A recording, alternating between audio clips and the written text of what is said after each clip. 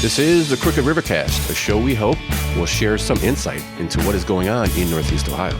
This is June 6, 2025. I'm your host, Robert, and every week I'm joined by my friend Tom, who's always up for exploring this great state of Ohio. So let's dive right in and see what we can get into. Morning, Tom. How you doing, Rob? I'm good. I'm better than last week. Let's put it that way. Thank you for joining me today. I appreciate it. No problem. But you know, I do have a brisket that I'm waiting to smoke here. So. Oh well, we got to get moving then. You got the coals burning yet, or no? I was just thinking about it. I still gotta trim up the brisket, and I think I'm gonna be like waking up or going to bed late. I don't know.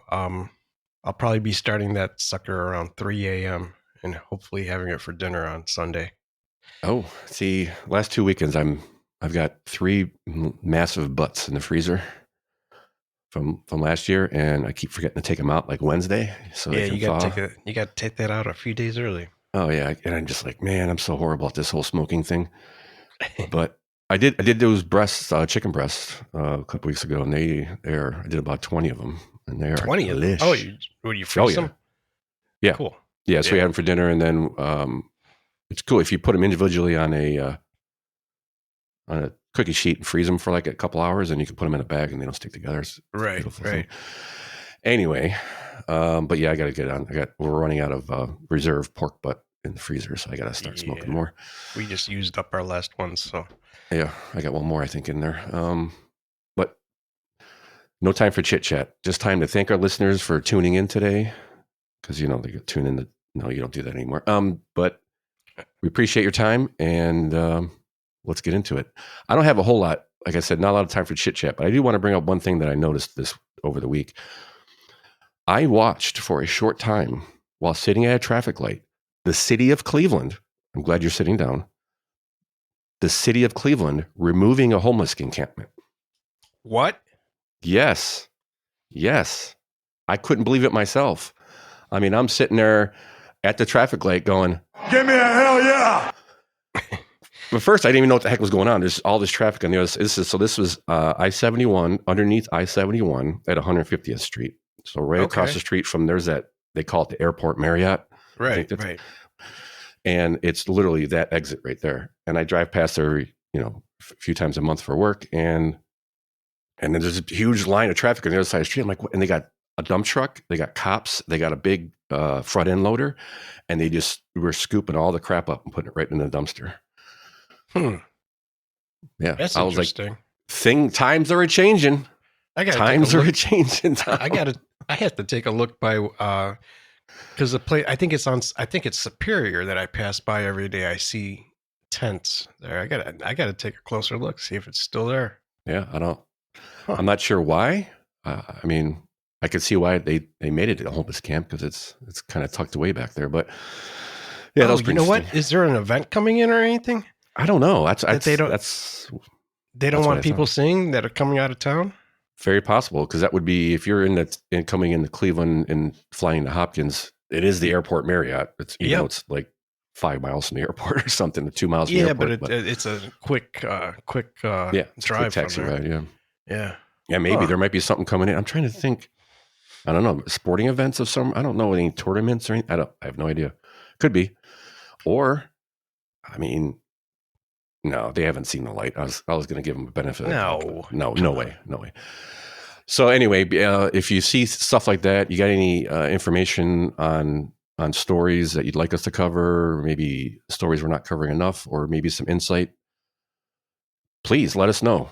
Email us at crookedrivercast@gmail.com. And we'd love to hear from our listeners. Or you could just look us up on X at Crooked River Cast. It's at CRC Ohio News. CRC Ohio News. Thank you. Yeah, but if you just search for Crooked River Cast, we come up. Yep. Okay. Awesome. Thank you for that. All right. So on to the first story of the day is, again, we're going to touch on the Ohio budget.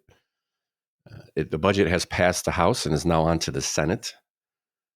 The House version includes things like an increase of $226 million for school funding, an increase for the voucher program of $500 million, the Brook Park Dome bonds or grants or whatever for $600 million, and a whole lot more.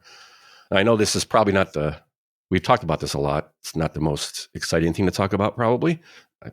It is most certainly not the most exciting thing to talk about, but it is extremely important because this is Ohio's big, beautiful bill. Like this is a massive bill every 2 years that we pass. But all the cuts, Rob. Oh my gosh, the cuts. Can you believe all the cuts? Well, you know the first thing they're going to cut?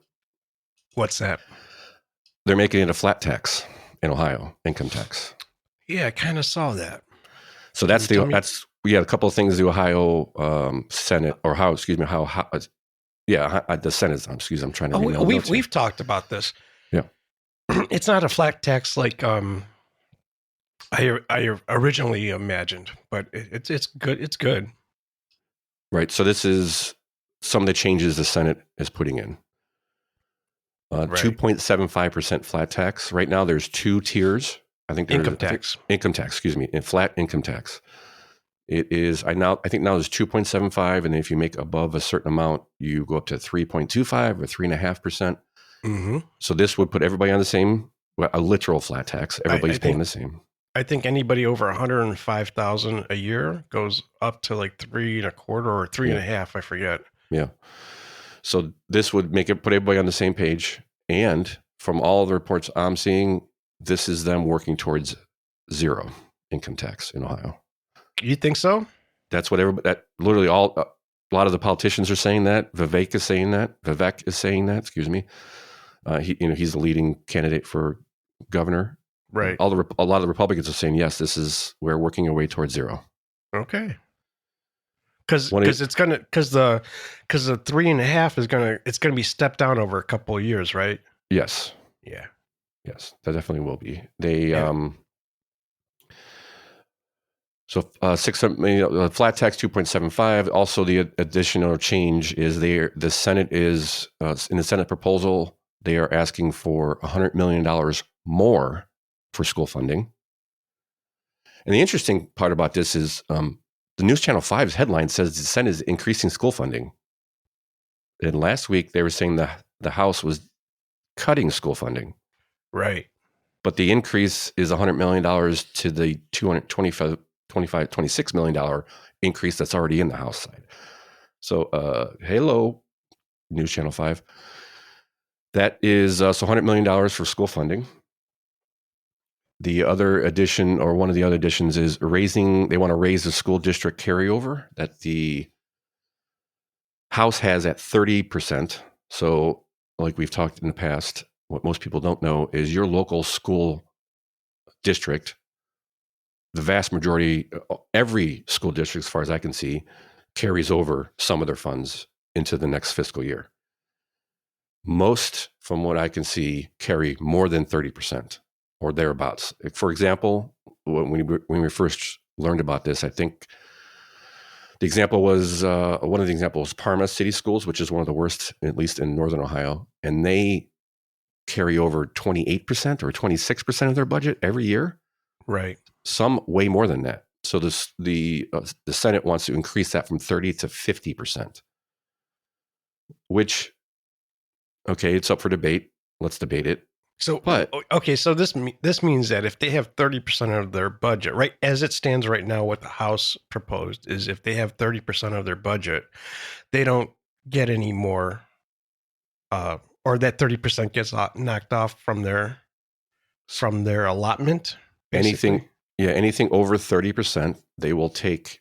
They will prorate your property taxes and lower them to match that difference. Gotcha. So if you're 48% over and the cutoff is 30 and it's $1 million of money, then they'll take that $1 million, split it up over all property tax payers, and they'll prorate your property tax lower. So what the Senate is doing, they're trying to make it 50%, 50%, which is not as good for the taxpayer, right? Correct.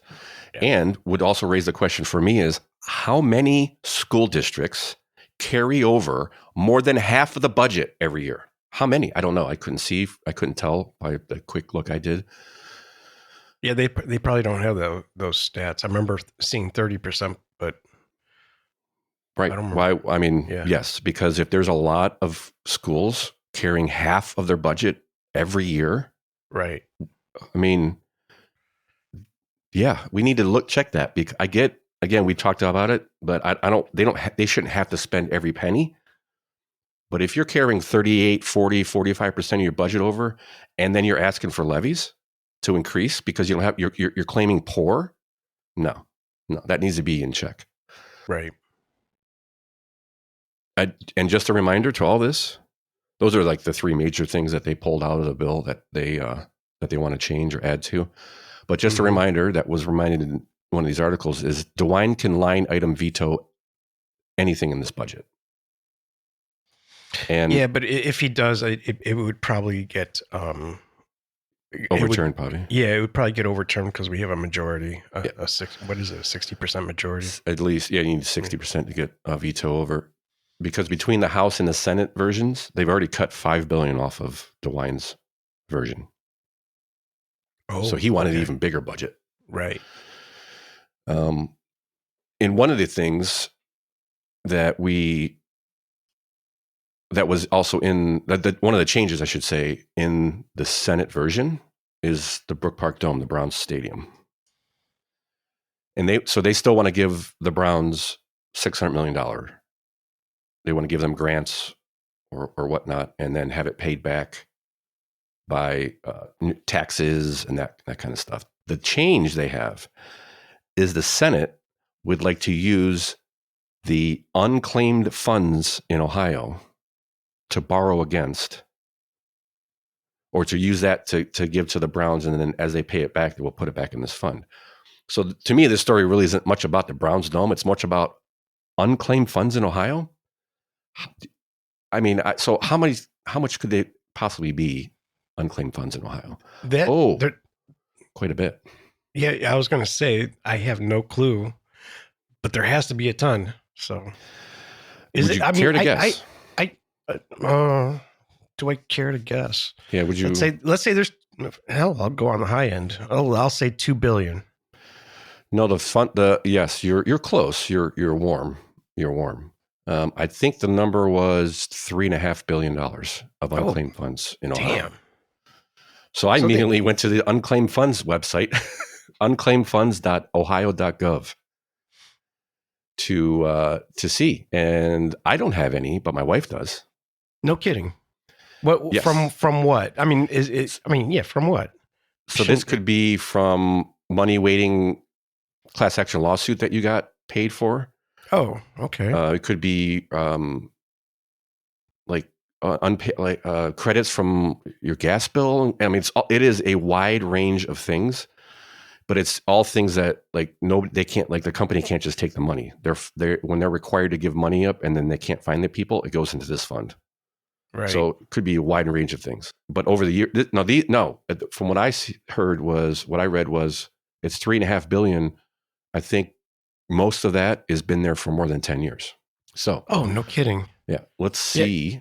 I do have a clip on some of this I got a couple of details. Let's go over the details a little bit better because I don't think we did it very well. So really there's $3.7 billion in this fund right now that they want to lend. They want to borrow from, the state wants to borrow from this fund and then give it for the project to also, and then repay it with taxes. But they also want to take a portion. They want to take $600 million for that. They want to take $1.7 billion and put it towards a sports fund for future, and then repay that back. So there's $3.7 billion in this account.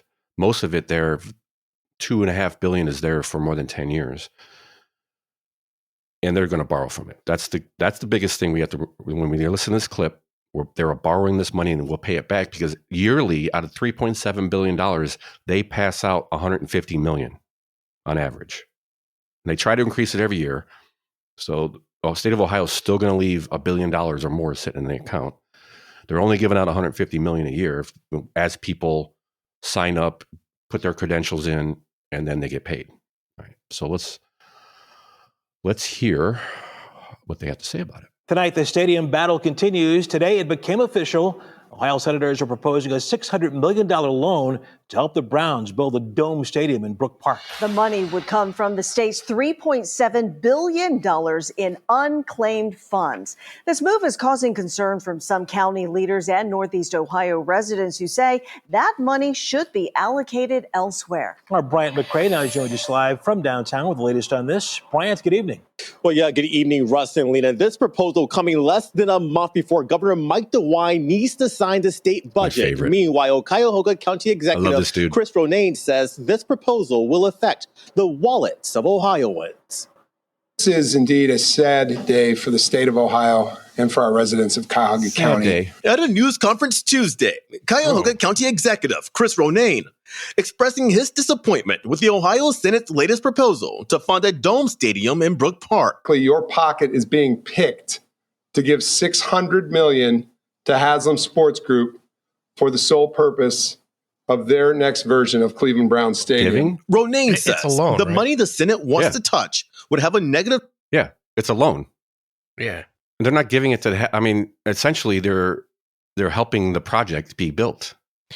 They're helping the project be built, but they're just loaning from the fund. Yeah, from the fund. Yes. Which I don't know. That doesn't sound too bad to me. No, especially when they give out. They're only handing out $150 million a year, and that's when they're with a website and advertising. And it's not like they're hiding this stuff. And only $150 million gets paid out because most people don't know about this. Until now, it's supposedly one of the most searched websites in the last week in Cleveland. Right. So let's see what I got another 30 seconds here and see. Trickle-down effect on Ohioans. Trickle down. People say, despite the contingencies, for them, money always talks. All right. So he goes on the street and he decides, I'm sure it's just a cold read. I mean, it totally sounds like somebody that they didn't. Yeah, it's completely fake. But I mean, what could they be saying on the street, Tom? I mean, but we'll see. Would you rather take a check in the mail or build a new Brown Stadium? I would take that check in the mail. In a heartbeat. In a heartbeat. I live in downtown, and my favorite the weekends in the fall are unmatched. Like seeing all the fans and all the orange and brown. Like I said, I'm not a Browns fan, but this is my city, and seeing that all like come through the bars and all this, like, it's beautiful. It's literally what makes this city so unique and so cool, and they're taking that away. That boy's about as sharp as a bowling ball. I'm not a Browns fan, but this is my city. Wait, what? That doesn't go together, does it? Wait a minute. You sorry, go ahead. I think when you ask people on the spot what they think of something, you don't really get a real answer a lot of times. I think they just want to look good for the camera. Yeah, but if you ask, would you rather have a check in the mail or a new Browns Stadium? Yes, I think most people would say a check in the mail, except for the fact that is there at any way just random people are going to get paid out of this account? Right. So it's a dumb question. You're a freaking idiot. And you got speech impediment. What are you doing as an announcer on TV? As bad as the guy on NPR. That's NPR. No, I said that's Channel 3, but it reminds me of the guy on NPR. Oh, he's got my net and he had that. Right. I get equal opportunity, but now you're just annoying the listeners. But anyway. And then, dude, it's totally beautiful, man. Like, so cool on the weekends, and all the Browns fans are peeing everywhere and getting drunk. It's beautiful. It makes the city unique, man. Like every other NFL city in the country. Mm-hmm. Unique. So as Ronayne says, they're picking your pocket. No, actually, they're not picking anyone's pocket. They're borrowing from a fund that nobody even really knows about, that even if they double what they pass out is only going to be $300 million out of the $3.7 billion that is sitting there. Yeah. So I think this is a great compromise. The fund is going to get paid back in 15 to 20 years, they estimate. Mm-hmm. And we're going to put a $1.5 billion or $1.7 billion, I think they said, into a fund for the next time this comes out.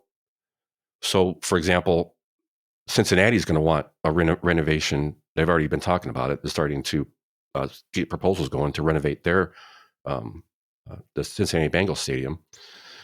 and so on and so on. And also, if everyone remembers, the sin tax that we currently pay in this area, I don't think that's statewide, is it? It's Cuyahoga. It's Cuyahoga County. Yeah. Is not enough. They are screaming poor because that right now what we're paying that sin tax for is for maintenance on the 3 facilities. It's not enough. Yeah. They need to increase it, they say, or extend it. The sin tax is on cigarettes and beer or liquor. Beer and liquor, any alcohol, and cigarettes. I think that's so the only. I wonder, are it might vapes, be on the marijuana too. Okay. Are the vapes also? Yeah, I think that's under tobacco and cigarettes, tobacco. Yep. Yeah. Okay. So I don't know. I think borrowing from a fund and they're paying it back. I don't know. It is really no risk to the taxpayer, I guess. Doesn't sound like it. Sounds like a pretty good deal to me. Definitely not picking your pocket. No. Definitely not picking anyone's pocket. So, yeah. And it's not saying you can't go get your money if you have any in there. No. And actually, it brought it to the surface, and more people are getting their money back now. Yeah.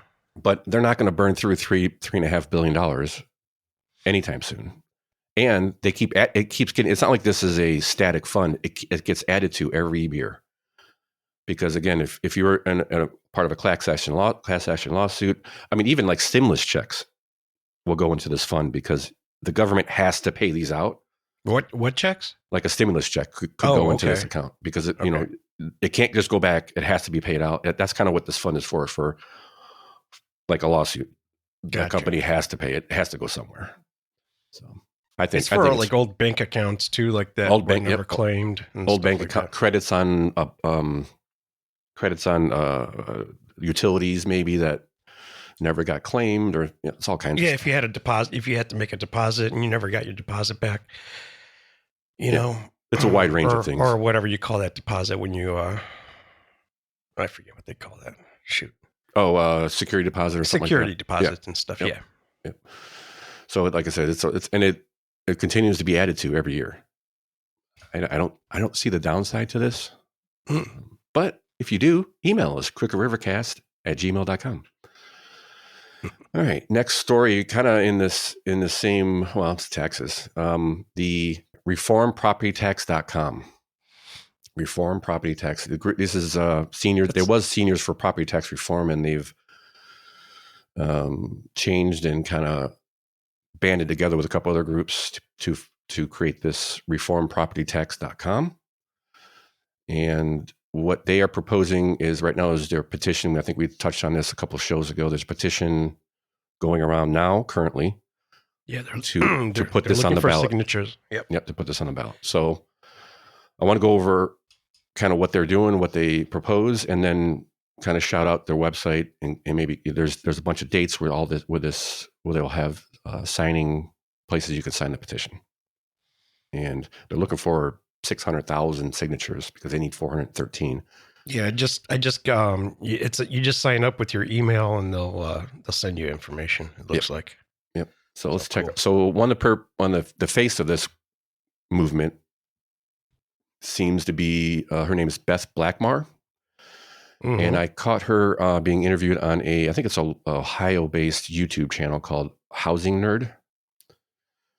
And, they went through a lot of stuff. I cut it up a little bit and got a couple clips from it. So I'm going to kind of go over and so everybody knows what's going on. So let's do clip 1. In my humble opinion, and, I could be wrong, but it's my observation that they built with this property tax law, they built sort of a Jenga tower of law. And when the legislators are trying to address one thing, if you pull that block out, certain other things fall down. So that's been the problem all along. We at Citizens for Property Tax Reform are bound to determine we are going to see to it that property tax in the state of Ohio is reformed. Sorry, I should have set up a little bit better. But basically, she was explaining why she got involved in the fact that when she called it, when their taxes, when her house value doubled, almost doubled, and she started realizing how much property tax she was going to pay, she started looking around to see who could help, because she called the city, her city, And they told her she should probably move. Yeah, she should probably move, which kind of triggered her into this right now. And good for her. And that clip is more like saying one of the reasons this is a last resort. And the reason is it doesn't seem like our legislature wants to do anything because they don't have the political will. Because when they start pulling one piece out, the whole tower falls down because everything's kind of tied together. So in their minds, just a good way to force our legislature to fix this broken system. All right, let's go on. You know what? Actually, I ran across an article or a clip. I forgot to clip it. I'll do it. I'll try to find it for next week. But there are provisions for schools and other. Pardon me? Yeah, she gets into that in these next couple of clips. Oh, okay. Yeah, that's kind of the setup, which I botched a little bit, but that's kind of my thing to this is it's everybody, when you talk to people about this, I have a little bit and they go, well, what are we going to do? I'm like, first of all, that's their job to figure out, not our job. We put them in place to figure that stuff out, not us. We just tell them what to do and figure it out. So let's go.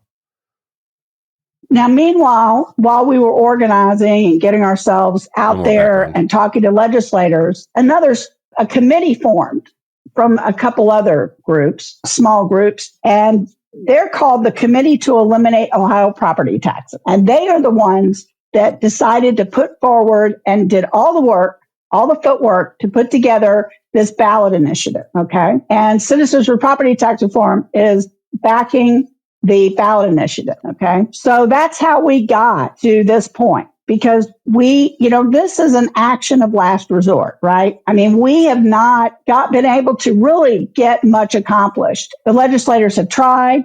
We've gotten basically crumbs. Maybe not even that, So this action of last resort seems to have gotten the legislators moving a bit because they're talking about it. Oh, yeah. They're talking about it now, at least. Where in the past, the Supreme Court says, hey, school funding is not constitutional this way. And they were like, yeah, okay, whatever. Mm-hmm. All right, last clip. The other thing is there's already mechanisms in the Ohio Revised Code to replace property tax with various functions. We have, some cities across Ohio are already using what's called an SDIT, which is a school district income tax. So they buffer the property tax burden with some additional income tax for their city. And it helps offset the burden, a little bit for their homeowners and building owners. So that's kind of, when we say we're going to get rid of property tax, well, not exactly. I mean, we're going to move it to another. What it does basically is spread the pain. The idea is to spread the pain because right now the burden is borne by 30 to 35% of Ohio residents. That's not entirely fair. I mean, that's it in a nutshell. Is spread the pain. We're not going to cut all the funding out, but it needs to be, like she said, her stat was 30, 35% of the people in Ohio are the only ones who fund schools because they're the only ones who pay property tax. Right. I mean, you got renters. I mean, you got the apartments and things like that. Right. Right. Yeah, well, that's a big deal. Renters pay property tax if you're renting somebody from a house. On a apartment building, I don't know. I mean, they pay property tax, but it's not. The owners, it's the same. The owners pay it, and then the renters. I mean, it's included in their in the rent. In the rent on a commercial property like apartment building. I don't know how it's categorized. Is it property tax or is it just? I don't know. I'm sure it's some sort. No, there has to be property tax on that. Yeah. So spread the pain. There's already a system there, and we can just add to that system. And their idea is to make it income based, and it's just much more of a fair and balanced. It'll make more people think about what they're voting for before they just right. And like she had said in part of the clip, which will tie into the next story, which is they want to increase the threshold for levies. Mm-hmm. Because like she said, well, property taxes are one thing, levies are one thing until your property starts going up 30, 40% every couple of years. And then becomes a huge problem. Then maybe, 10, when you're figuring out if you're going to vote for a levy or not, and you're, okay, well, it's going to cost me $15 a year or $100 a year or whatever it is, $10 a month, whatever it's going to be. Okay, that seems reasonable. I'm going to vote for it. This is not me personally, but so then 5 or 8 years down the line, your property goes up by 60 or 70%. Now that number is even higher. Mm-hmm. Now, are you second guessing whether you should have voted for that or not? Because it doesn't stay the same. It goes up as your property value goes up. It makes you think if your taxes went up that much because of the increased value of your home, why are they now looking for more levies? There's another key. If they're getting these increases all the time, we're paying more because our houses are worth more. Mm-hmm. We can go into the whole, I'm being taxed on something I don't actually gain. But besides that, they're getting more money too, and they're still begging for more on top of it. Oh yeah, and a lot of them are carrying 30 or 40% of their budget year over year. Hey. Mm-hmm. So on top of that, there is a bill, is that a bill? I didn't even pull. I didn't see a bill number. There's somebody's. Are you talking proposed, about the tax levy? Yes. Yes. Okay. Dave Thomas has sponsored a bill, but there was I never got a bill. Bill number. It's not even in. I have 2 articles. But Dave Thomas from Ashtabula, a Republican from Ashtabula, we'll find it and put it in. Yeah. He's currently sponsoring a bill to raise the threshold to pass levies to 60% instead of a simple, majority. Simple majority of anything over 50%. Yeah. So, it's going to make it a lot harder to pass levies. It's good. They do say most levies pass by more than 60%. Mm-hmm. But the thing is, it's going to even things out because put it this way. Most people don't go vote for this. Yeah. So, you get a certain segment of the neighborhood all riled up to pass something. They're going to go out in bigger numbers. So this is going to kind of make it a little, a little more fair, I think, too, because if you also, the other thing is if you get a bunch of apartment dwellers, it depends. It's different for every local. So if you get a bunch of apartment renters, they're going to go out and vote and they're not really affected by it. So they're just going to vote yes. What was it? A clip I saw from Vivek, which he brought up. This point was like in Athens, Ohio, or in the big college towns, there are kids that vote for these levies and then 2 years later they leave. Right. So it would make it harder to pass a levy, but I think for something like this, it's pretty big. It's pretty impactful on the community. I think if you can't get 60%, you should rethink your levy. I think. I don't know. I just see some of these levies passed by 0.5%. Right. And I'm going, I'd be so upset if that. Yeah, that's just a few people being lazy that they didn't go out to vote. Like you said, most people don't vote. Period. Any election, the majority of people don't vote in the election. Well, any local election is especially usually a low turnout. But Arizona already has this in place, that 60% threshold. Okay. And I think it's gonna. I think it would pass with our the current legislature. With the current, I think it would pass. Yep. And I think it's a great thing. Yep. Because it's impacting everybody. It should pass by like a super majority, which isn't a super majority. That's what typically 60%. Yeah, technically they call that at least in Washington a super majority, right? Or any legislature a super majority if you're over 60%. Yeah. And if you disagree, crookedrivercast@gmail.com. And if you agree, tell us why we're wrong, and we might actually read it. It's undemocratic. All right, on to the next. Got to move it along. Got a lot to cover today.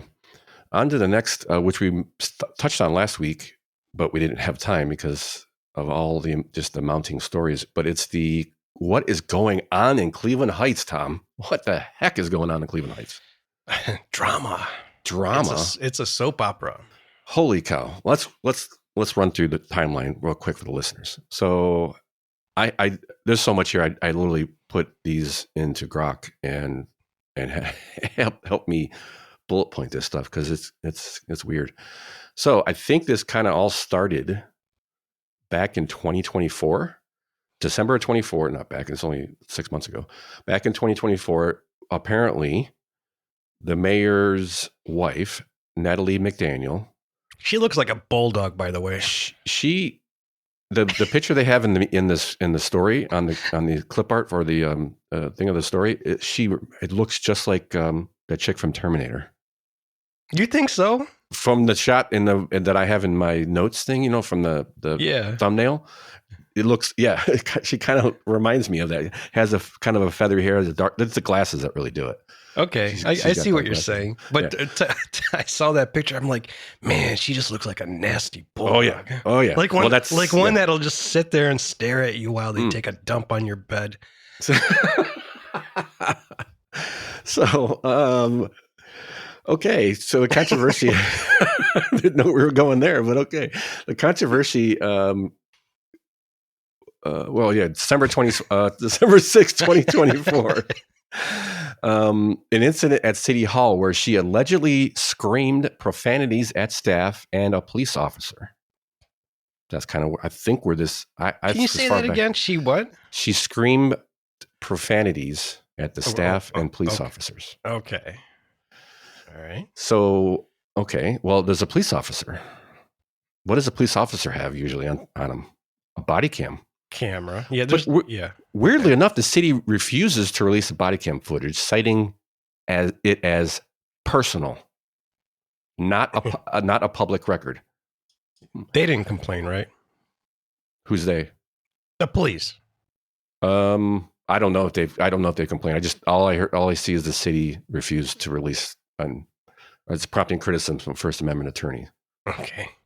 And the city is also inquiring about pressing felony charges against the officer who recorded the incident. Okay, so that was one. I think that maybe where that kind of started, and then somewhere along the lines, there's allegations again of the mayor's wife, Natalie McDaniel, who, again, not a city employee, has been accused of making anti-Semitic and homophobic remarks, creating a hostile work environment.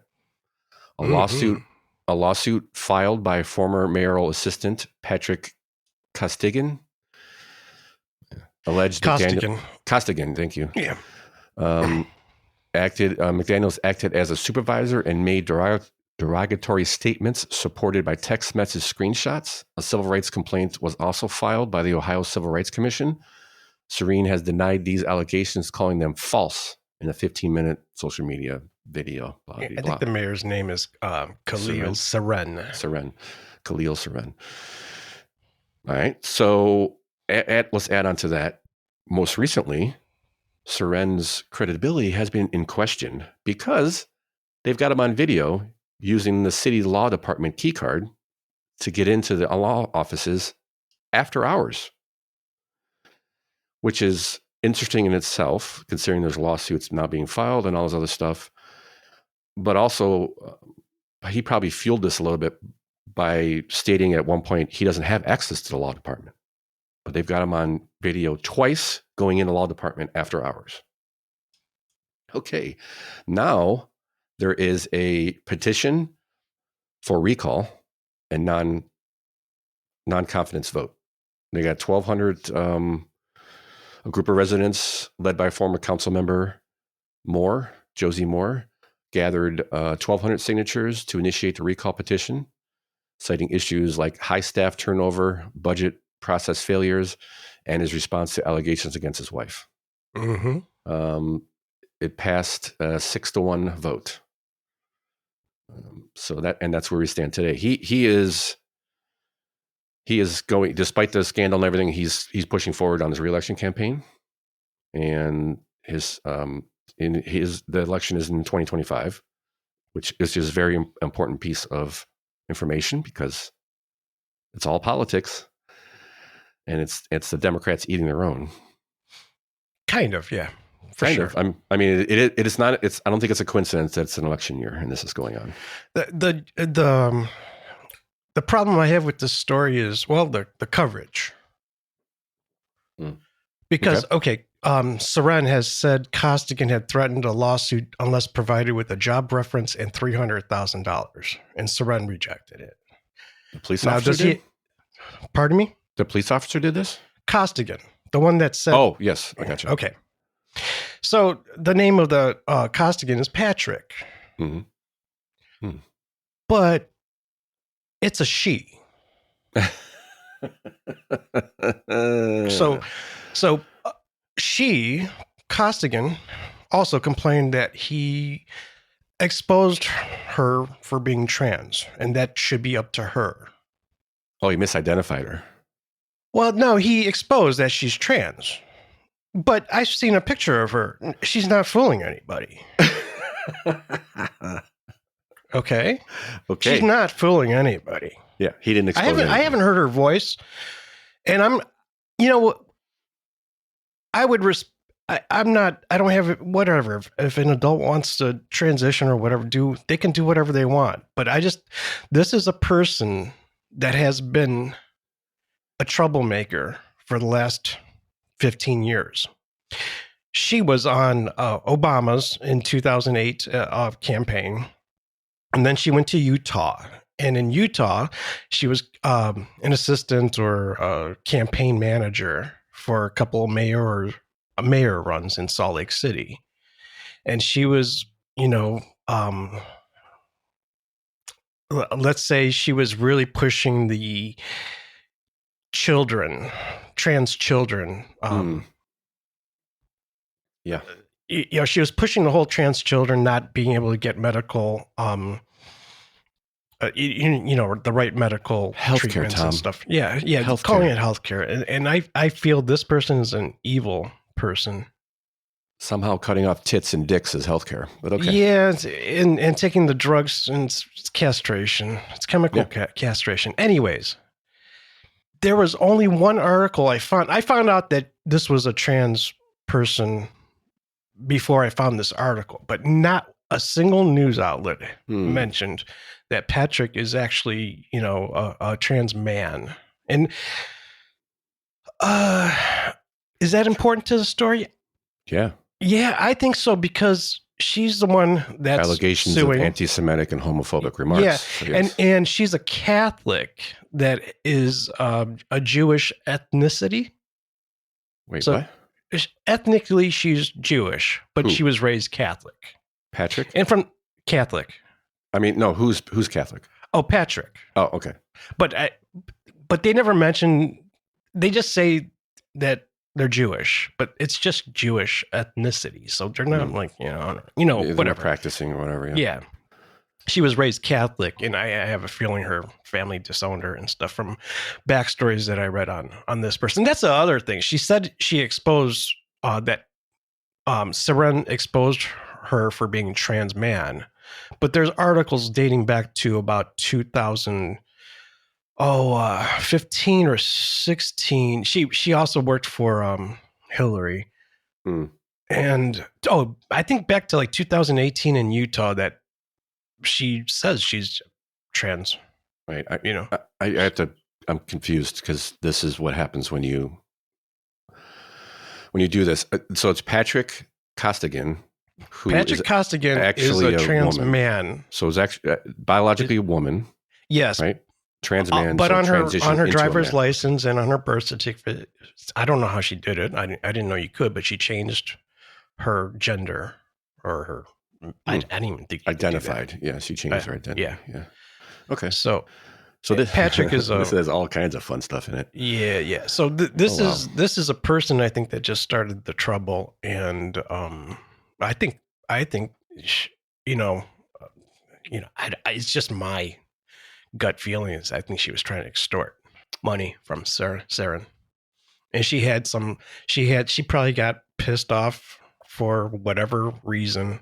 Maybe there was a little homophobic jokes being tossed around, or the only anti-Semitic thing I saw was somebody said broodmare, and I don't even think that's right. Like a Jewish thing. That's just a woman that's had a lot of babies, a baby making machine basically, and that was used back in the slavery days for slaves.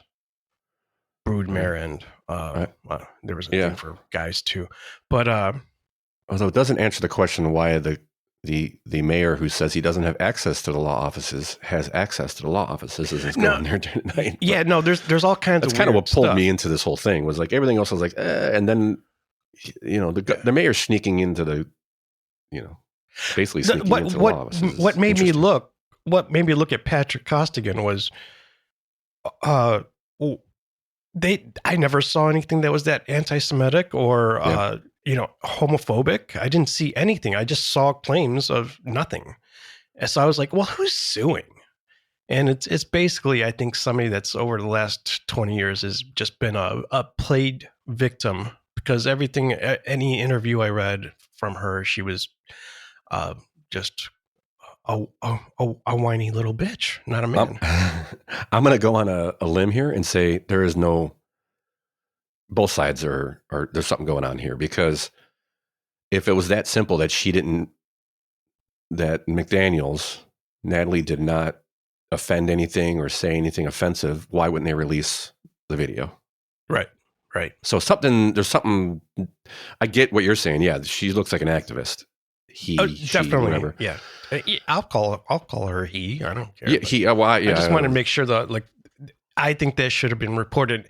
Oh, and I was going to say, I didn't see in any article mention of that, except for, which I had to dig into Google. It was on the third page. It was from JFeed, which is I think that's a local Jewish publication. Okay. And they're the only ones that mentioned that Patrick is a trans man. Yeah. All right. Well, definitely going to keep in touch. I keep an eye on it, because it's probably there's going to be more out. I pulled a lot of these stories early in the week, so there might be an update already, but it is be something, because you are correct, though. It is the left eating their own, because even the lawyer is somebody that's let me find his name real quick. The guy who's running this whole recall thing, or whatever you want to call it, is Michael Bennett, along with Patrick Costigan, and I think there's one more. But I don't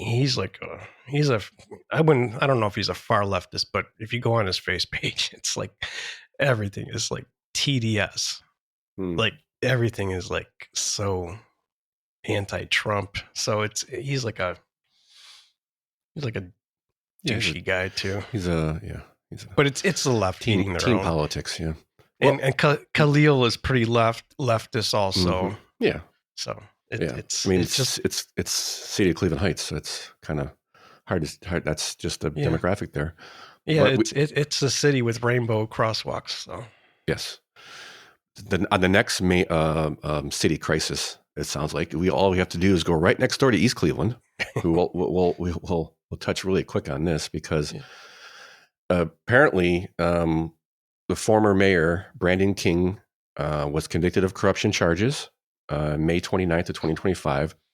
A Cuyahoga County jury found him guilty of 10 out of 12 counts of corruption-related charges, steering $75,000 of to a family business. So he's barred from holding office. He's no longer the mayor. But the problem now is they have two mayors in Cleveland Heights, or East Cleveland, because the interim mayor, who was put into place while King was on trial, Brandon King was on trial, Maria Sandra Morgan, was appointed by Judge Anthony Russo, in February 25 during King's suspension. And now there is now a second mayor been inaugurated or sworn in. East Cleveland City Council President Latik Shabazz declared himself mayor on June 1st, citing the city's charter, which states the city council president assumes the mayor's role in the event of a long-term absence. So right now they're in a legal limbo in Cleveland, in the city of East Cleveland, and they got two mayors. What's better than one mayor? Two mayors. So keep an eye on. If you're in East Cleveland, you got to get these people in line. They're fighting for it, because apparently it's very lucrative to be mayor in East Cleveland. With proof. The evidence is the $75,000 that he got put away for. Yeah. So again, they're. I think that's probably the most corrupt and most. Well, I don't know. Yeah, it's one of the worst cities in Ohio. I think you I think I would agree. But I've driven through it many times. So Yeah, that's the evidence I drive through it all the time. Yeah. With On to the next one. On my in my holster. It's a must. So next on the list, I guess we'll touch real quick on. I mean, speaking of transitioning, the Ag Center is transitioning. The Ag Center is going bye-bye. Yeah, tell me what's going on. In its current form. Right. So right now, a little background real quick. I think this building was built back in the 40s. Yeah, it was 42 when it was built. Cleveland Bomber Plant. It was owned by the Department of Defense for World War II. And then operated by General Motors as the Fisher Body Aircraft Plant number 2, making B-2. That was during World War II, B-2 bombers, and then employed about 15,000 people. And in the 50s, GM's Cadillac division moved in to manufacture tanks until 1972. And I never knew that. Yeah. And then I always thought it was a tank factory first. I didn't know the first one. I didn't know it did B-2 bombers there. I always heard they used to build tanks there. So since 1985, the Ag Center has been the home of the annual events such as Home and Garden Show, Auto Show, Indoor Amusement Park. Indoor Amusement Park closed several years ago. In the 80s, 2.2 million square foot building was first recognized in the Guinness Book of World Records as the largest single building convention center in the country. I don't think it's that anymore. I think Vegas probably dwarfs that, probably with a couple of theirs. But so large facility. This thing is built like a brick shithouse, and because it had tanks and B-2 bombers in it. But right now, it's transitioning into a data center. No kidding. Yep. Huh. So they've been struggling, I think, for a little while just to keep the lights on there. Yeah. It's almost too big of a place. Well, when you go to an event there, it feels like it's you're in there's no atmosphere, you know? Right. Yeah, it's a really great experience. But again, their other issue is there's nothing else in the area with that much floor space. Right. Yeah. But with the city has been kind of, I think, a little bit struggling with this kind of what's going on with data centers, because they really want data centers here, and the city's kind of been looking for the right places to put them. That would be a freaking great place for it. So it is, and one of the reasons is they have a 25 megawatt substation on site. Yeah, exactly. And data centers take an enormous amount of energy. And Ohio and the Great Lakes region is hot because we're kind of we're the middle as far as East Coast, West Coast, as far as populations, but also we've got a very plentiful water source, and most of these data centers use water to cool everything. So, and this seems like the city of Cleveland has kind of been, they just don't want to put data centers everywhere. So they've been kind of picking and choosing, and this seemed to be a perfect fit. And I think the people running it now are very willing to just go, hey, great, we're going to fill this whole place up now. And it brings about 250 jobs. That's cool. So, I mean, well, how many people lose their jobs? It is going to be a net increase, I believe, or either a net increase or a wash. Okay. It's not. Yeah, it's about, from the article, it's about the same amount of people, or maybe a little bit more than currently. Wow. Okay. And actually, probably, I would think, this is my opinion, I would think more, because since they've gotten rid of the indoor amusement park, it's not that used to keep it open a lot longer because you could go there for the rides and stuff, and that's long gone. And actually, anecdote, little funny, the Ferris wheel that was in the IX Center, they actually extended the roof so that it could fit in there with glass. Oh yeah. Okay. So when you went up to the top, you actually could see out. They took that, disassembled it, and is now sitting outside of the Football Hall of Fame in Canton. Oh wow. Yeah. Okay. They put a little development over there with some restaurants and stuff. And so, have they said who's going to put their data center there? Yes, more than likely it is all they would say is a Fortune 500 company, and it can only be one of a couple. It's either going to be Amazon, which is the biggest. That's probably most likely, right? Yeah, they're rumored for Amazon to have a data center there. Or it could be Facebook. I mean, but any of those things. But it's definitely going to be, not definitely. The rumors are saying most likely Amazon. Yeah, that makes sense. All right, next. Cool. Next, we were touch on. We already kind of. I didn't realize the Cleveland Heights would be an LGBT story. I would have lumped it in with this one, but Kent State, quote unquote, closing the LGBTQ centers. Let's just get right into the clip. I'm Remy Murray at Kent State University, where cuts are being made to several identity-based centers, and students here say it's a big loss. Getting rid of those type of environments is very dangerous. It's dangerous? How? Well, okay. A new reality is what Faith Stevenson says she's prepared to face after Kent State University announced plans on Monday to close its LGBTQ plus center, women's center, and student multicultural center. It's difficult to not see people that look like you. The Star Campus LGBTQ Resource Center and the university's long-standing LGBTQ plus living learning community will end too. When I came here, I knew that I kind of felt not like necessarily outnumbered, but I felt less included. But now she and Nika Delgado say they fear closing, shutting down, ending. Oh my gosh. What this elimination could mean for future students. The Multicultural Center and the Women's Center and the LGBTQ Center, they were part of the reasons why I made it through college. Part of the reason she made it through college. Sorry. I don't know what to say to that. There's nothing to say to that. It reminded me. Good. That should be ignored. It reminded me of a Lewis Black skit from got to be the 90s at least, where he was sitting at a party and he overheard somebody say, "If it wasn't for that horse, I would have never made it through that first year of college." And he goes on about those things that bounce around in your head, and when you turn around to ask, they're gone, and now that's bouncing around in your head to make you insane. Because what horse, college, what? That's kind of what that did to me. All right, so it's tough to be around people who don't look like you. Okay.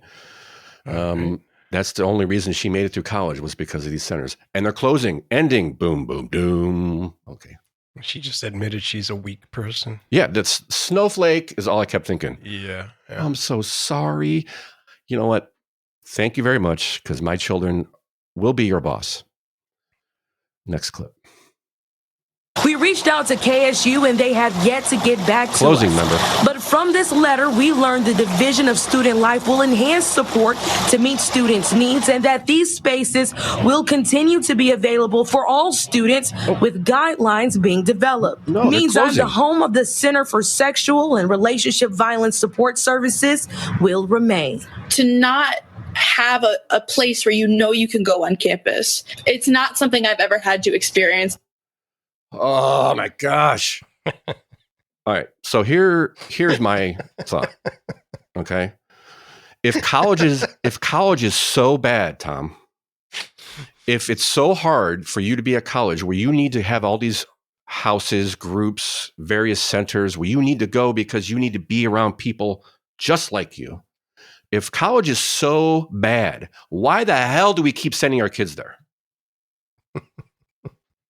Maybe instead of having a group or house, we make colleges more accepting, because it doesn't sound like they're very accepting right now. I'm told they're very accepting, but it doesn't really sound like they're accepting, because you have to go to a group where you can talk to people who are just like you. I remember when I was growing up, it was you go to college to explore a life, basically experience life and meet new people. Is that why you go to college? Well, no, but that was like part of the experience. That's not why you go to college, but part of the experience of going to college was being around people that aren't in your neighborhood that are, yes, it's a good thing. You get to meet people. You get to, talk to people who have a different view on the world than you, and you learn from that. You may not agree with everything, but you might learn from it. What this does, it keeps you in a bubble, so that when you hear something that is not what you heard in your bubble, it's violence, Tom. Violence. Yep. I'm sorry, I couldn't stop laughing. I know. I was like, I'm laughing, but I'm also going, who are your parents? I need to put them over my knee. Well, you know what? You're right. Yeah, it's like each generation gets a little weaker, Yeah, good times make weak men make hard times. When hard times make strong men make good times make weak men, and so on and so forth. Yeah, we're right in the weak men thing. So yes. Look out, people. Let's see what happens. The pendulum is swinging. back. I hope we kind of turned it around. I think it's turning around. I just hope it doesn't. It is. I can see it. I can feel it. My fear is it's going to swing too far. Because we can't go too far the other way, right? It has to go the other way. Too far the other way isn't so bad. Yeah. Well, it depends, but yeah, I get it. Just I want to be fair and say it's the right and the left can go off the rails. So just it's funny. It's much more for me, much more likely on the left than the right, but that's what I see. But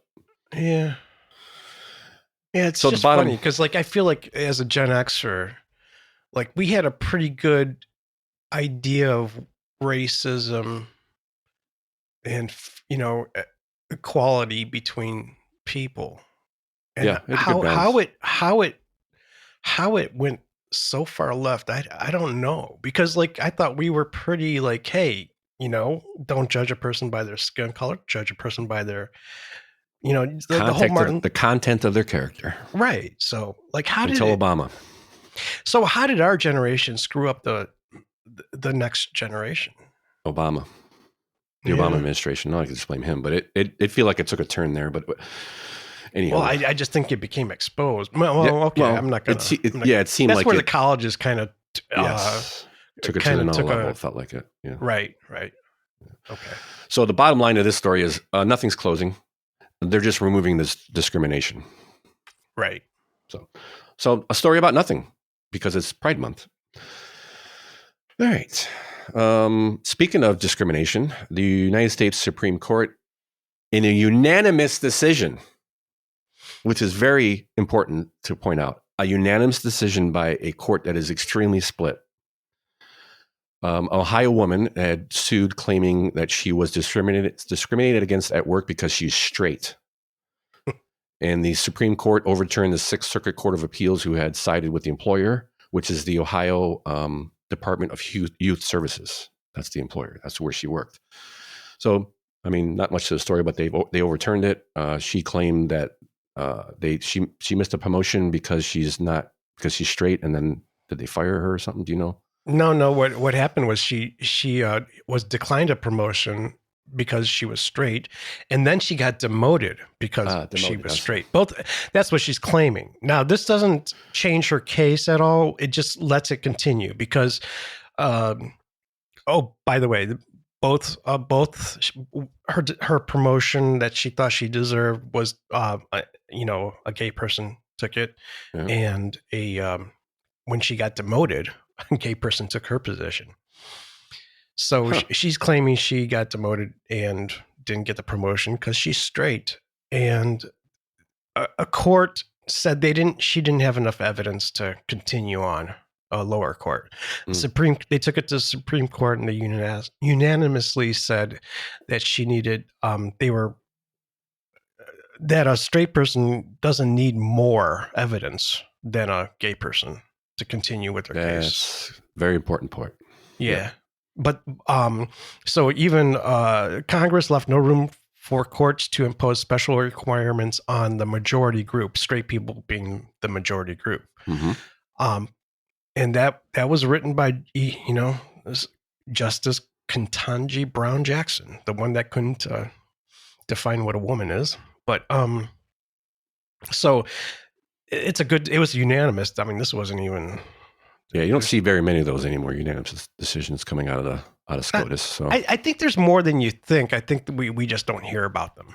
Good point. That's a fair point. Yeah, just, they don't make the news. But this definitely not on gender issues. Let's put it that way. Yeah, exactly. So, but yeah, fair point. That probably is a lot that we don't.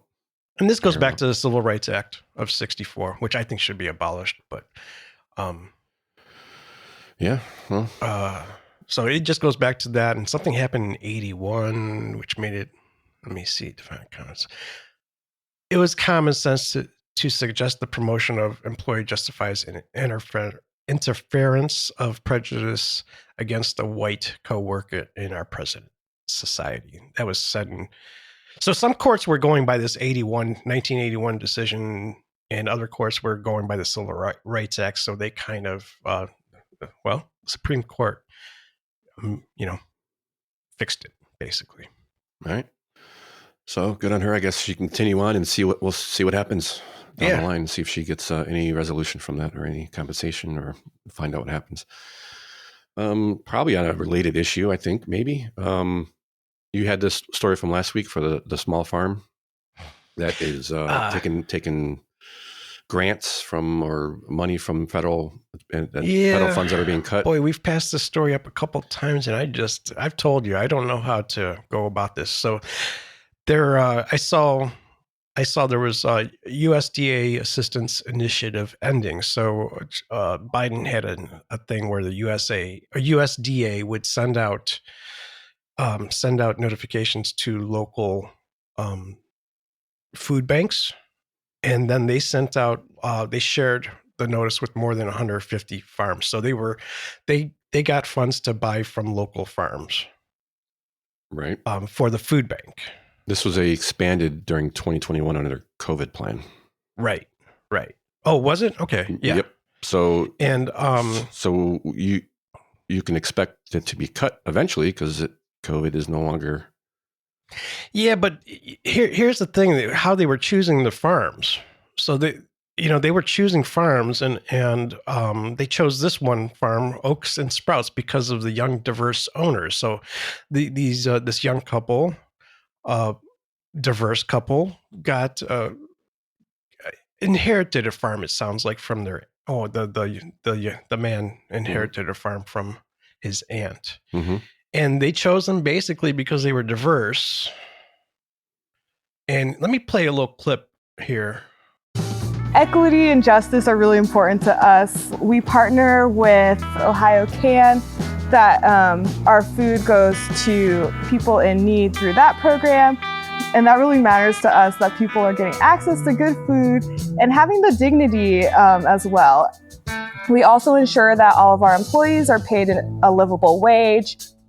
There are so many components we can think about having access to land and what the history of land access has been, especially for Black and Indigenous people in the United States. There's like this reclamation and coming back to the land, stewarding the land well, and thinking about what it means for a more just future.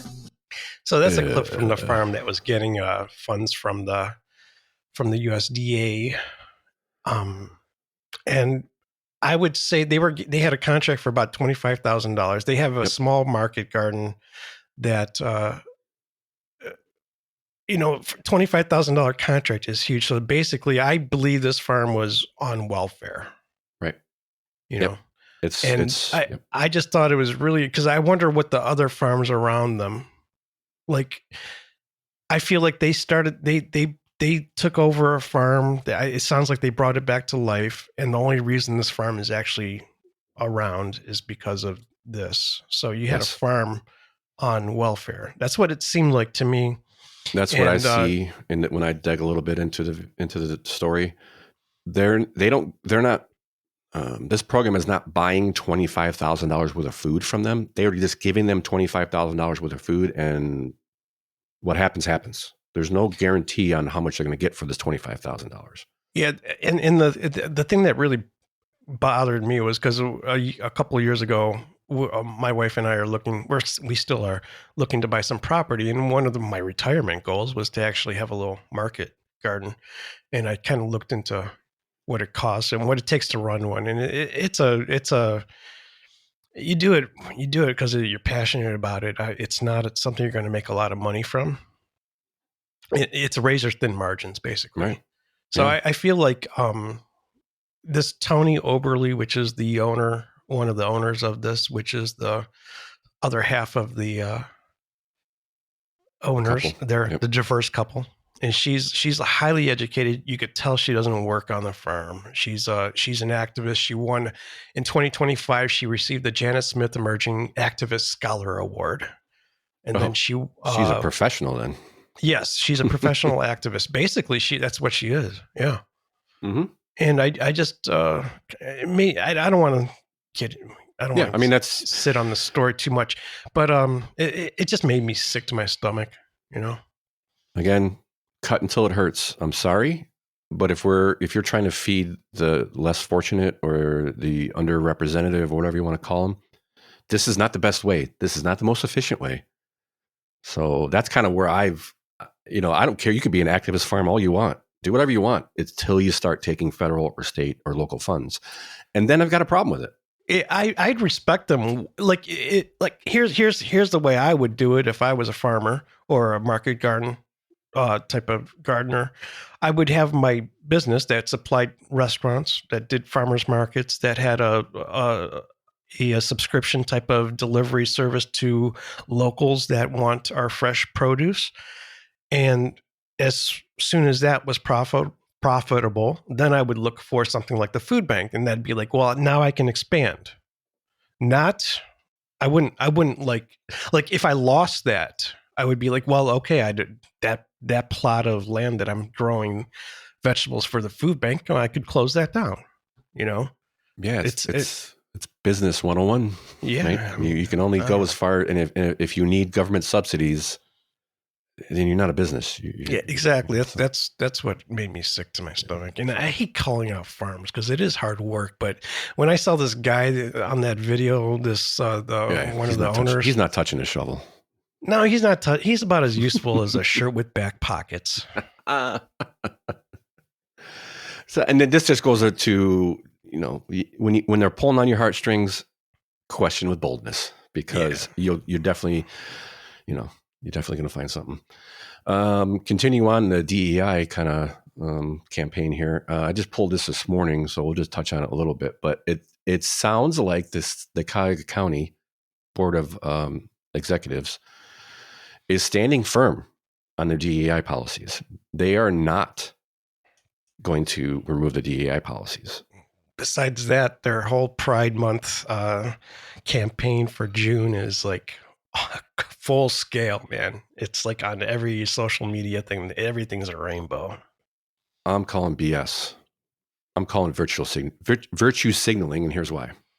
So according to Cuyahoga County website, in order to sell or do business with the county, you have to register. And I know this personally, but years ago when they went through this whole reorganization after Demora and all this stuff, the fraud, I did sell product to the county. And then we had to go through this whole training process, watch videos and this and that. So you have to go through this, don't bribe our people, can't take them out to lunch and all this other stuff. So this is a condition for doing business with them.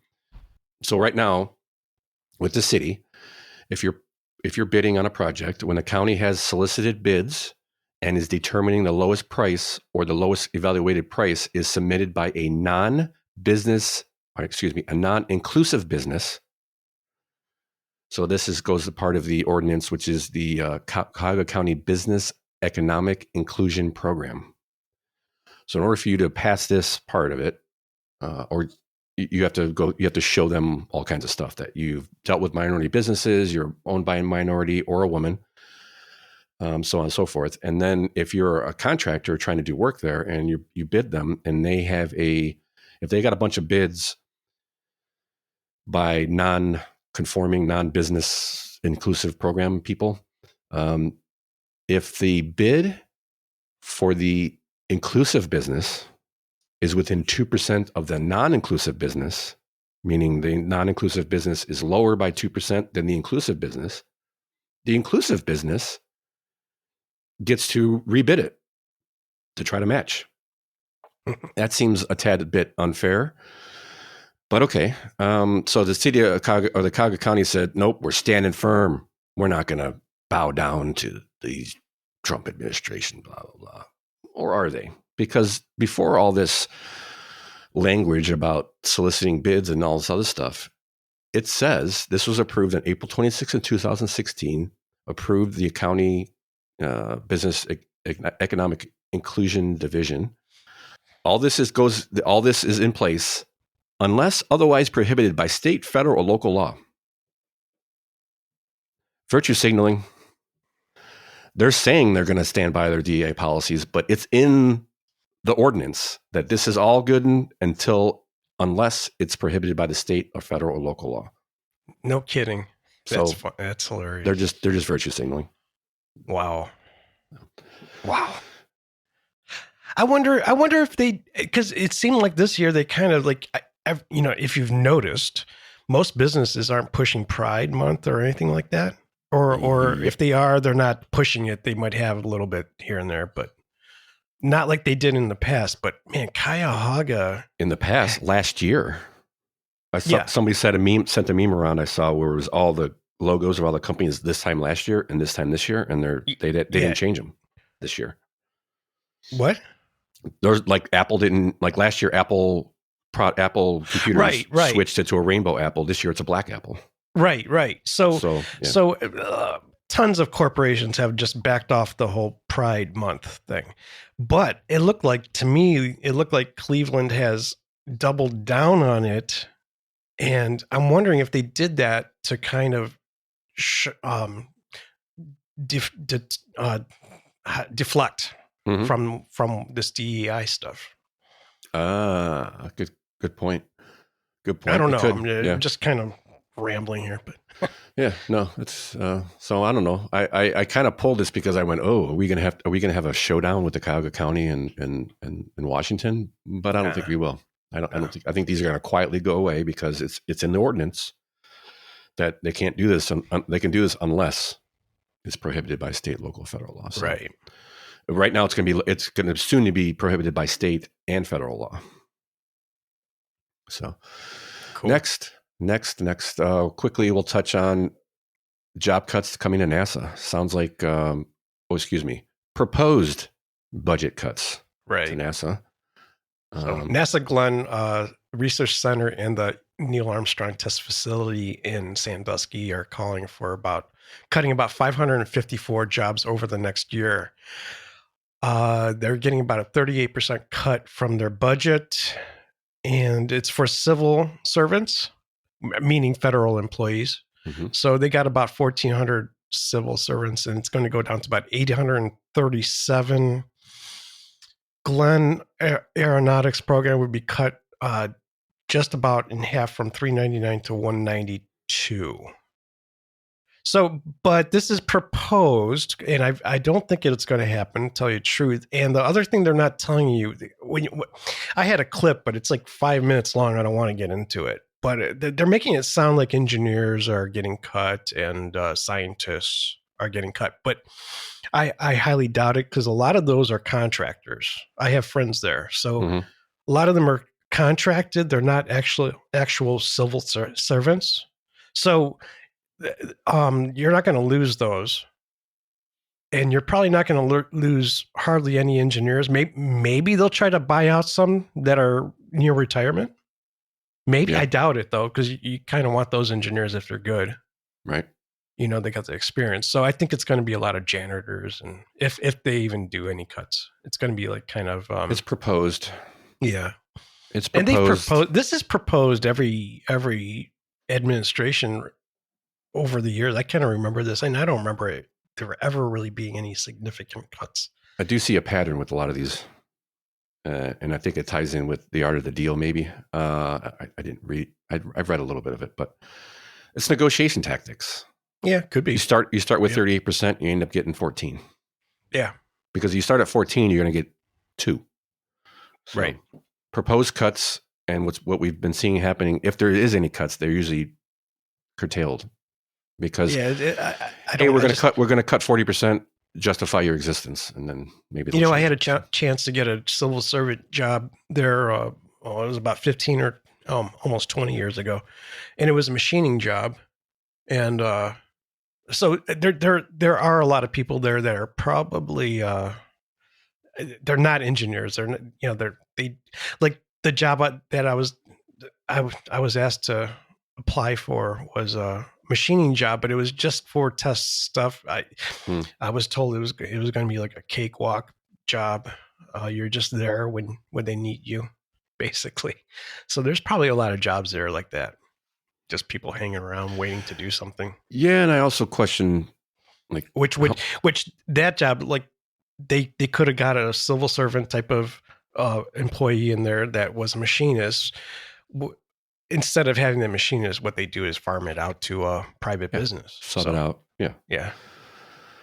Okay. So again, proposed cuts. So everybody let's just chill pill for a minute and we'll see what happens.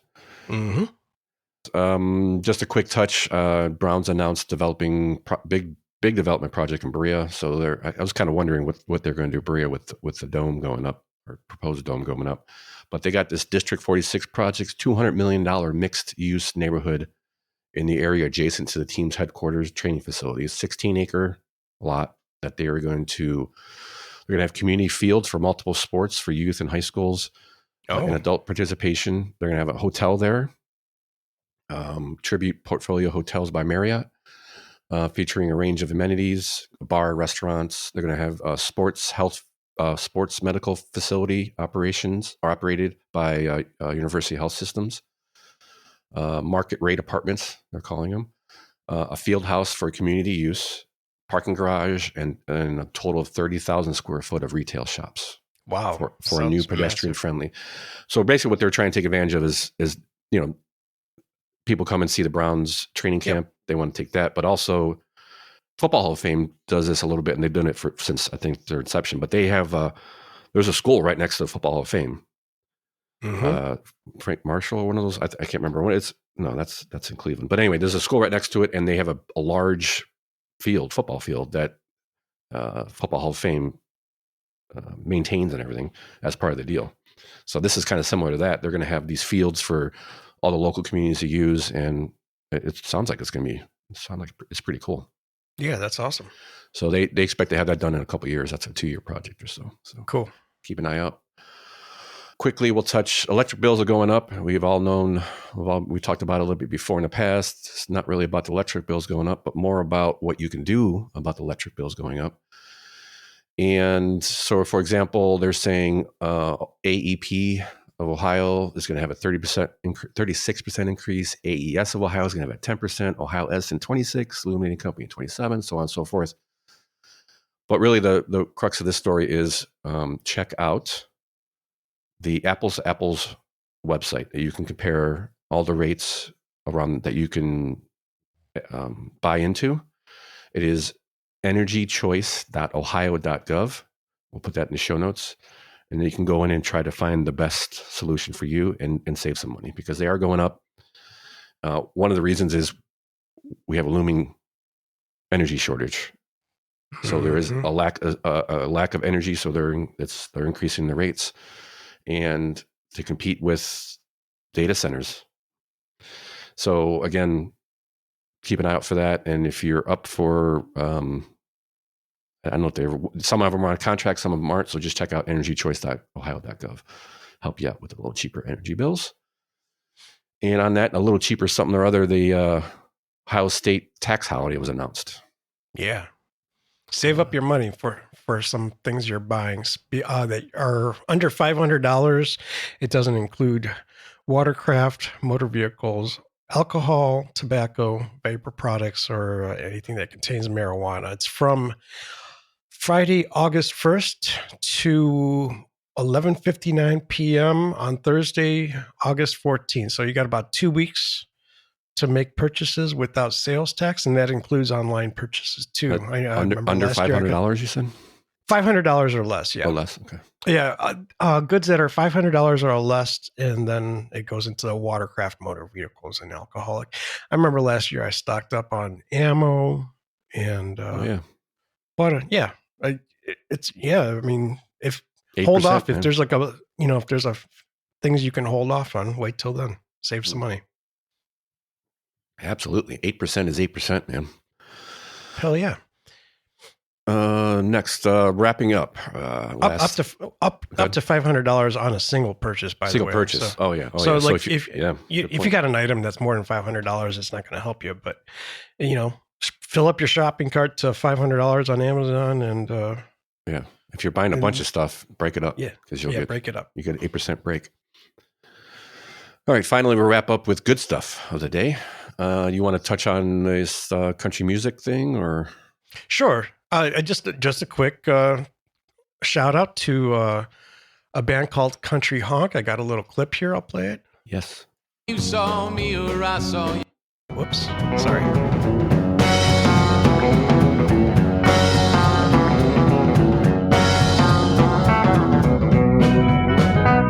There must have been a time or two when you saw me or I saw you across the smoke-filled bar.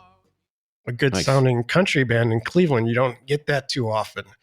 So it's a band called Country Honk. They just came out with a new album called Bad Decision. The singer's name is Thor Platter, and he's got a story there. Look him up. We don't have time to get into it, but go check him out. It's Country Honk, Bad Decisions, and they're doing like I would say like the 90s type of country, which around Cleveland you don't get. And maybe we're getting a little resurgence of that here. I don't know if it's a resurgence, but maybe we're going to get a little bit more country music here in Cleveland, which would be cool. I think there's an appetite for it here. You can help a resurgence by going and seeing bands like this where they play. This is the band's name is Country Honk. You just look them up. You could probably find them on Facebook, and it's good stuff.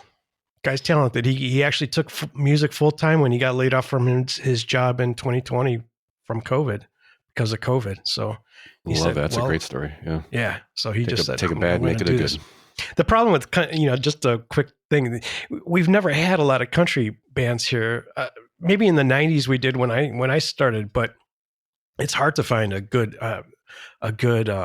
pedal steel player and stuff like that. So this is like a 4-piece band. I see the guitar player has a pedal steel next to him, or pedal slide next to him, or what, I forget what you call that. But so he does some cool things, but it's hard to find those kind of players in Cleveland. So that's one of the reasons we don't get them. Yeah, if you're a country music fan, check it out. Definitely. Yep. If you're not a country music fan, you might become one. Yeah, it sounds like good stuff. I mean, they're also getting into the Hank Williams and Johnny Cash stuff too. So, all right. Lastly, one quick thing is I cannot pass this up. I know we're running long, but this month, June 23rd to June 29th is Cleveland Burger Week, and I happen to love burgers, so I figured it's got to be a story that we talk about. So just so you know, they do this. They've been doing this for a few years, and it's just promotional. Get business in Cleveland and stuff like that. But Pizza Week and stuff like Pizza that. Week. Too. But what stood out to me is it runs from June 23rd to June 29th, and will feature at certain restaurants such as Saucy Brew Works, Brewdog, Crowley's, and more, $9 burger specials. And I thought, wow, a short time ago, $9 was kind of an expensive burger. That was a higher end burger. Yes. Now, if you get it under 20, you're like, woo, what a deal. Yeah. That's kind of why I've learned how to make like a awesome burger at home. Yeah, I started doing it. But go support your restaurants. They need you. And where's your favorite burger at, Tom? Besides your house? You got one? Actually, the last time I had a really good burger was at a place called The Rail, which I thought was pretty good. Yeah, I've been there. I can't think of another one. I mean, there's. I was never into what was it called, the B Spot? Yeah, B Spot. It was okay, decent, but they were tiny that's when I saw a burger that was like $15, like 10 years ago. I was like, whoa. And it came out and it was this little teeny burger. I was like, what the heck? Well, you know what? It was something new. It was like a burger, like it was cool. Gourmet burgers was new. Yeah. Yeah. Newish, I guess. But Red Robin's been around for a while. They've got a good burger. Yeah, they got decent burgers there. Yeah. For me, fast food wise, if quote unquote fast food, is Five Guys has the best. For me for running in and getting a burger. Yeah. If we're getting into the fast food, I would say Five Guys locally, and I do like the Steak and Shake burger too. Okay. Yep. So yep, check them out and email us where you get your favorite burger at crookedrivercast@gmail.com. crookedrivercast@gmail.com. And on that happy burger note, we will end the show. Thank you, everybody, for listening, and we appreciate your time. And we'll talk to you next week. Peace.